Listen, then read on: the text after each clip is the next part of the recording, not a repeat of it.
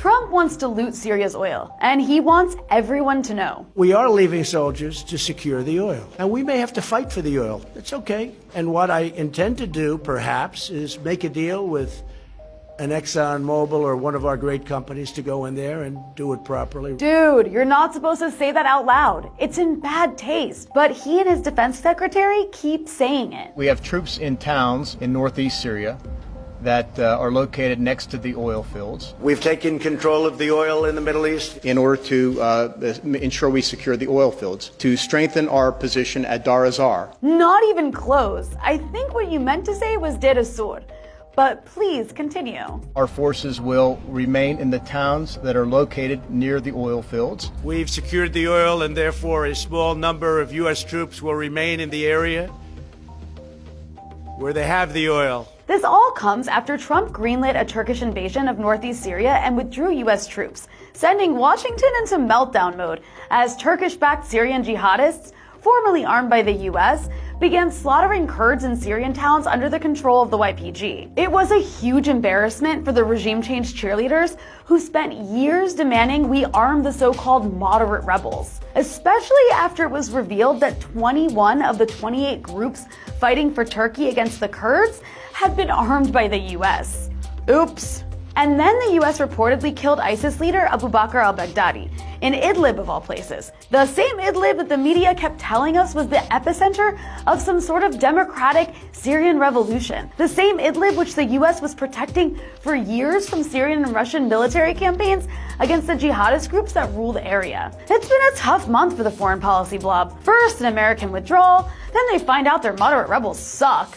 And now the image of Idlib as democratic and revolutionary is shattered. But it seems Trump is changing his tune. First, Trump said he's totally leaving and it's a serious problem. We want to bring our troops back home. Then everybody was shocked when Lindsey Graham said the U.S. will stay and take the oil. The big thing for me is the oil fields.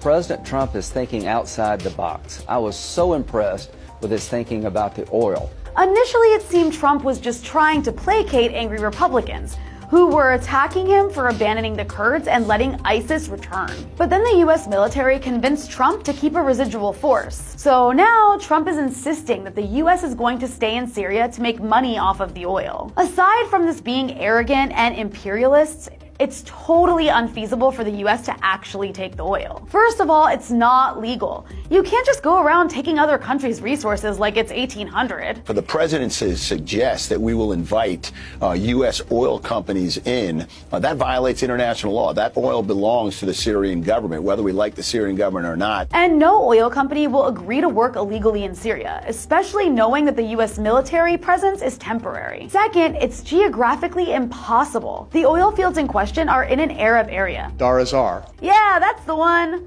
While most of the Kurdish population that makes up the SDF is in the 30-kilometer zone that the Russians just created in the north for the regime. So this idea that the Kurdish-led SDF, which is in the process of switching allegiances to the Syrian government, can just move south and control oil fields with American protection makes no sense. And who will they sell it to? The YPG was selling Syria's oil to the Syrian government, as well as to Iraq's Kurdistan regional government. But they no longer have access to the KRG border, and the Syrian government doesn't need that oil anymore, because there's plenty of it in the 30-kilometer zone. That's in addition to dams they just gained back, which will be used to fuel power stations. The White House claims it also wants to protect the oil from ISIS and Iran, but this makes no sense either. ISIS isn't there, and the oil fields have been secure for a long time and can be handed over to the Syrian government. And Iran has oil. It's not trying to take Syrian oil. In fact, if it's Iranian involvement in Syria you're worried about, then returning the oil to the Syrian government will free it from dependence on Iran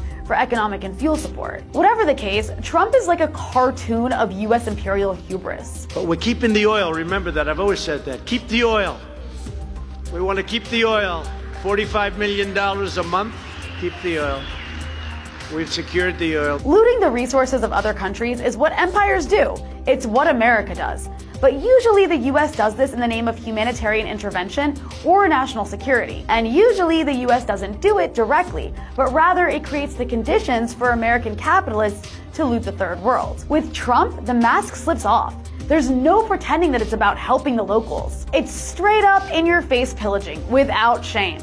Trump even met twice with former Iraqi Prime Minister Haider al-Abadi and told him he wanted Iraq's oil. And that's what makes liberals uncomfortable. Not the pillaging per se, but the brazen admission that looting is the intention. It was very distasteful. Exactly. It's in poor taste to say it out loud. Let's not forget the time Neera Tanden, leader of the Democratic Party think tank Center for American Progress, privately argued in leaked emails that Libya should pay us back for bombing their country by giving us their oil, which is just a nicer way of saying, I'm only interested in Libya if we take the oil. If we don't take the oil, I have no interest in Libya. it's messed up, but at least he says it loud enough for all of us to hear.